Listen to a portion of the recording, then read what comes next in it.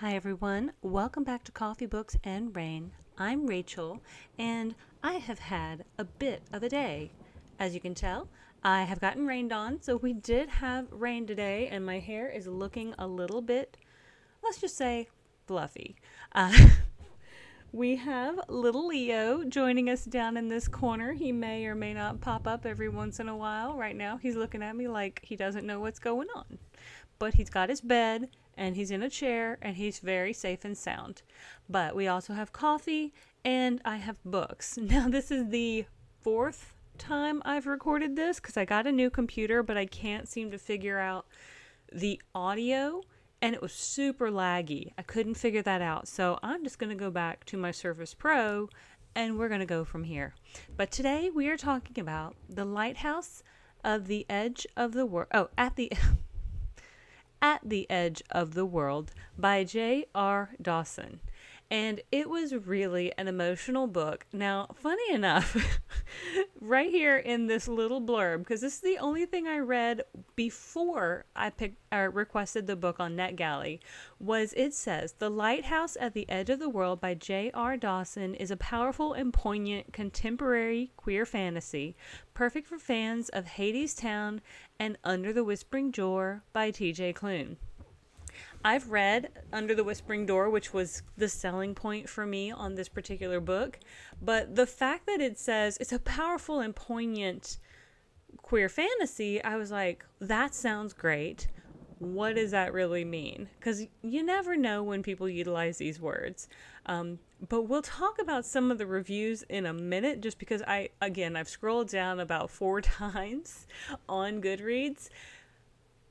And it's funny. It's a little funny, but we're doing the summary now. So let's dive in. Love doesn't die, people do. At the edge of Chicago, nestled on the shores of Lake Michigan, there is a way station for the dead. Every night, the newly departed travel through the city to the station, guided by its lighthouse. There, they reckon with their lives before stepping across a boat to beyond. Nira has spent decades watching her father, the ferryman of the dead, sail across the lake each night just like the last. But tonight, something's wrong. The station's lighthouse has started to flicker. The terrifying ghostly haunts, and you would think I would know how to read this by now. I've read it so many times, have multiplied in the city, and now a living person, has found her way onto the boat. Her name is Charlie. She followed a song, and she is searching for someone she lost. From the author of The First Bright Thing, The Lighthouse at the Edge of the World is moving emotional story of magic, family, and those who leave us alone, but who might not remain lost.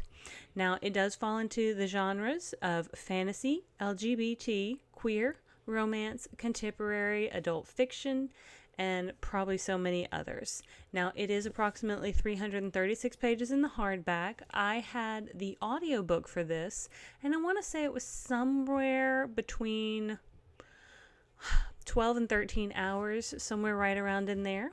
And the expected publication is July 29th of 2020. So, as I mentioned, I've had a couple of redos of this particular video, so I I know my thoughts, but it's like I can always think of more when I talk about this book. But first, let's start with Charlie. Now, I know the summary seems to start with Nira and then Charlie enters the picture, but really I think Charlie, for me, is a little bit more of a focus than Nira. Now, Nira plays an incredibly important role, so I do not want to discount that, but I feel like Charlie was the one for me that I guess I was watching or, looking for the most. Charlie is trying to deal with the death of her sister. Her sister died about 6 months previously from the time the book starts, and it was in a very tragic and a violent way. Now, I don't want to break any YouTube policy or guidelines, so the way I'm going to describe that violent incident was, it is one of those types of incidents where law enforcement flocks and happens so very sadly at movie theaters, schools, and malls. I am not trying to, say the wrong words related to that. But if you would find that particular topic triggering in some ways, then this may not be the right time for you to read this book. This book also deals with the heaviness of grief, the loneliness and isolation that a person may feel, as well as talks or possibly ideation of a self-exit. Now, that's the best way I think I can put it in order to make it as PG as possible. But Charlie's going through a lot. She lost her sister. They were at the mall together. Her sister didn't make it out. After the incident, Charlie feels completely alone. Not only was her sister more or less her best friend, her mom also pretty much skips town. She just can't deal with it. Her dad and her mom, her mom just leaves and leaves Charlie alone with her and her dad. And then Charlie's dad is also very much not in a headspace to talk to people. He is kind of in shell shock. He wasn't even there, but just the incident of losing the daughter, he is emotionally unavailable, completely shut down. He has no ability to, at this point, even really talk to Charlie about anything. He is completely shut down. So Charlie is more or less having to go through this grief alone. Not only was she there, she was able to find a place and hide. She was pulled into a side room by someone, and pretty much they saved her life, but she was not able to bring her sister with her because they had separated. Also, Sam, the sister who passed, had a fiance named Marco. And so they were like a trio. They were as tight as people could be. But Charlie can't even really talk to Marco about this because he too is grieving in the process. So Charlie has no idea how to handle this grief. She is not able to speak to anyone about it. She has no outlet. But she now can see ghosts, and she is searching the city for her sister's soul. She feels confident that her sister's soul has to be here somewhere because there's no way Sam would have left without telling her goodbye. And plus, Charlie feels as though she has so much that she still needs to tell Sam. For one, she just wants the closure of saying goodbye, but that's just it when someone is taken in this manner, is that sometimes you never get that chance and the grief can be lasting. So Charlie is having to process that, as well as seeing ghosts of other people but not being able to find her sister, which is how one evening she follows some music that she hears, something that she kind of recognizes, and wanders into a space near Navy Pier, actually on Navy Pier, where there's a lighthouse and we just got a little peal of thunder out there. So there we go. That wasn't even part of the audio, but you might not have heard it. I did though. But Charlie finds her way to this way station and lighthouse where it seems as though souls are being able to process out from the world of the living beyond the veil. And Charlie is adamantly, again, looking for her sister. She feels like, well, then I've got to go. I've got to find her. I've got to bring her back. And that was a topic that was very, very kind of hard to process for me. I couldn't fathom how she thought she was going to bring her sister back if she had already departed this world, or was just even in the realm of spirits. But anyway, she encounters Nira. Now, so we'll switch gears and go over to Nira. Nira is the daughter of the ferryman. Now, this is not Chiron. This is not the one from Greek mythology. I'm guessing maybe these ferrymen are a bit regional. However, Harrison is actually Nira's father. And he is the one who, I guess, has been the first and only lighthouse keeper.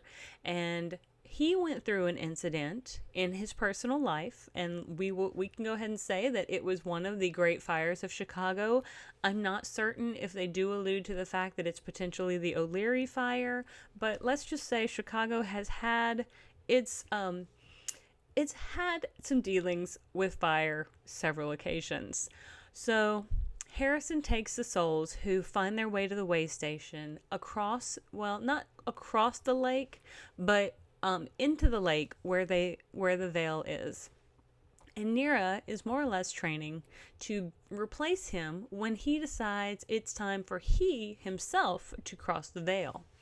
Now, at this particular point in the book, he has decided that in about a year's time, he does plan to cross the veil. So he is trying to prepare Nira in the best ways that he can. He has said he's tired, he's exhausted, he's been doing this for so long, the burden of it is incredibly heavy. But as that happens, the lighthouse begins to flicker.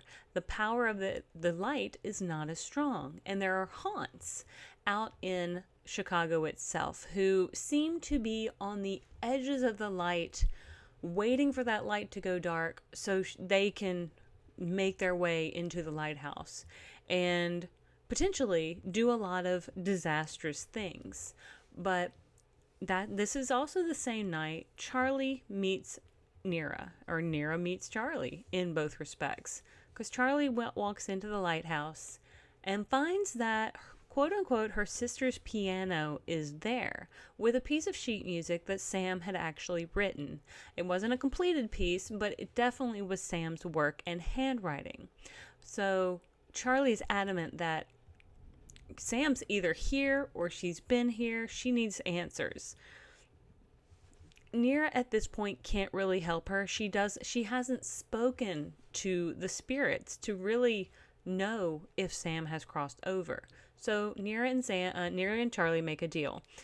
Nira will try to find information on Sam, what happened to her, if she's still out in the world or if she has passed. And Charlie will come each night and play the piano to help the lighthouse glow. Because that particular night, Charlie sat down and played the piece that Sam had written, and the lighthouse just shone so brightly. Now, of course, it's a fantasy book. There are a lot of fantastical elements, but the things that I really love about this book are, I think, how they handle grief. There's denial, there's anger, and ultimately, I do personally feel like we end up working through, or at least Charlie does, working through all of them in different ways. And again, I don't think that the stages of grief are like linear. I don't think you have to hit one right after the other. I think sometimes you kind of go backwards and forward. You may be in denial and then angry, back in denial, and then going through those steps. So Charlie does go through quite a few of those steps during this book, but it is really cute to see her and Nira's relationship start to grow, because Nira has never left the lighthouse. And as Charlie comes and talks to her and talks about living, even though Charlie herself is still questioning whether she wants to continue to live, Nira is becoming more and more curious about the world outside. So this is, in what I would say, is a book about life, is about like what it means to be alive in a lot of different ways. So for all of that, I thought it was really well done, because we do see that, like, how Charlie's father is handling it. We see even the grief that Harrison himself, Nira's father, has also been holding, and what we learn his backstory and kind of like why the lighthouse came to be. But we also get Nira, who is this girl who, I suppose, when was an infant, Harrison found her, brought her in. She is not dead. She has never passed on. So it is not her spirit, but she is a living girl who has never lived outside of the city. She was born out there, but she was brought in pretty quickly, perhaps an abandoned baby, who knows? Perhaps she was on the verge of passing, and maybe that's why the lighthouse found her. But Nira is not dead.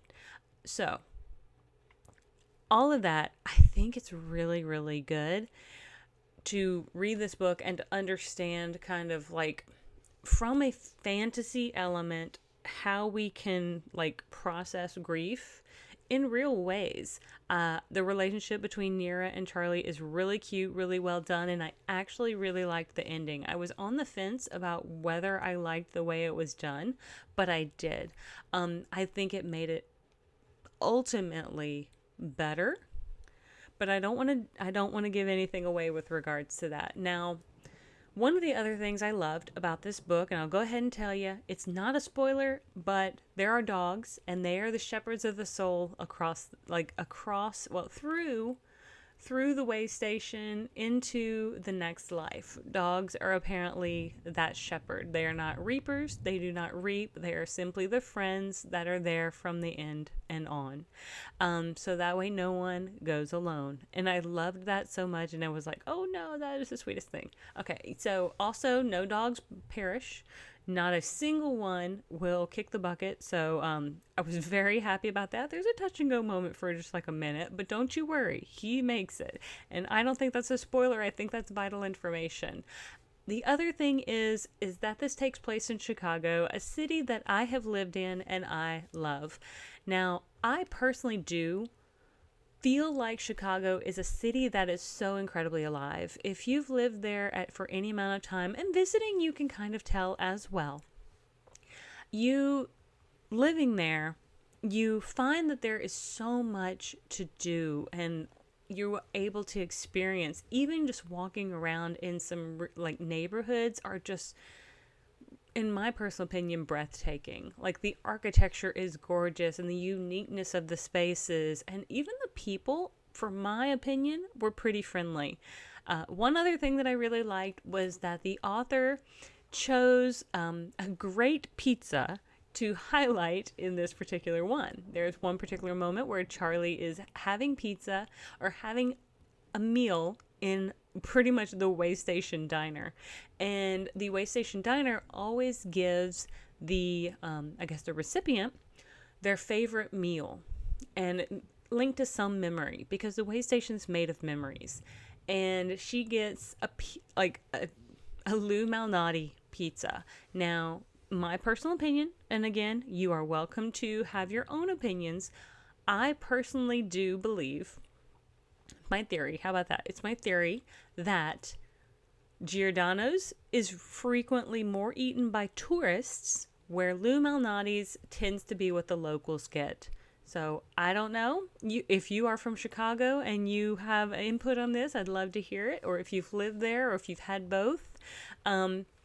There's just something about Lou's that really just so incredibly good. And it's huge and it's deep and there's so much cheese. But I wanted to leave it kind of on a more positive note, because a lot of the theming of this book can be really heavy. But with all of that being said, I do want to thank you all so much for tuning in. If you have not liked and subscribed already, I hope you will. And I hope this is the last time I have to record this episode. I hope it doesn't mess up, but we'll see, won't we? Thank you so much for joining me on this journey, and I will see you guys on the next page. Have a great one. Bye.